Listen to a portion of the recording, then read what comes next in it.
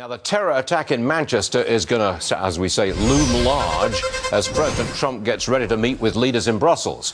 London Centre for Policy Research President Herb London is with us this morning in New York City. Herb, welcome back to the program. Well, pleasure to be with you. Look, the debate about terror has shifted towards what are we going to do with the known suspects? Are we going to grab them before they do something or sit back and wait for something to happen? I think that's where the debate is. That is where the debate is, and it's a question of the civil liberties that have to be entertained and at the same time providing for national security. This is the balance that has to be achieved in all cases. Nonetheless, we have to look at the level of vulnerability. We are a vulnerable society because we're an open society. The consequence is we are always in the position of facing some sort of terrorist attack. The question now is, what do we do? Well, we need big data.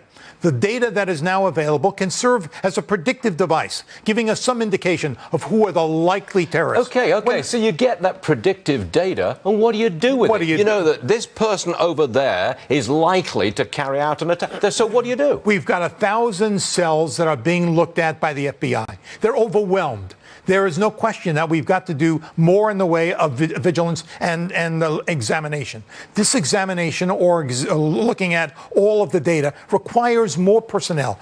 Donald Trump is going to have to put more money into FBI activities in the United States. There is no doubt that we are facing a crisis not only in Europe and not only in Asia, but here in the United States. Herb London, you are dodging the question. I don't think so. Yes, you are.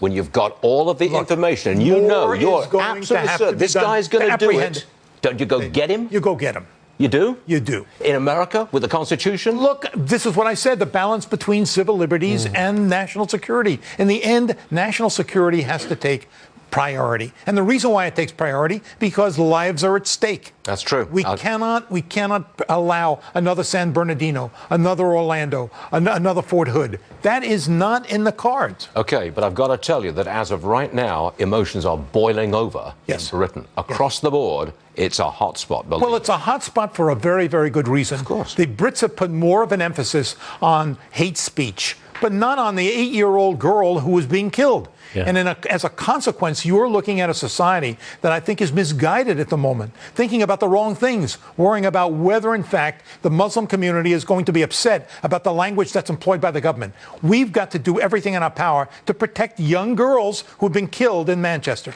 You're going to stay with us for the hour? Get more from you later. Thank you, sir. The National Science Foundation not only has a musical on climate change, but has also funded such things as the veiling fashion industry in Turkey, Viking textiles in Iceland, and the social impacts of tourism on the northern tip of Norway. I hope you're glad your money's been spent on those things. Very important. Herb London, are you happy to be spending money on a climate change? I can't think of a thing that's more absurd. Can you imagine Al Gore singing the theme to the climate change musical? I mean, it's absurd. He was probably in the musical. He may be in it. There's a lead.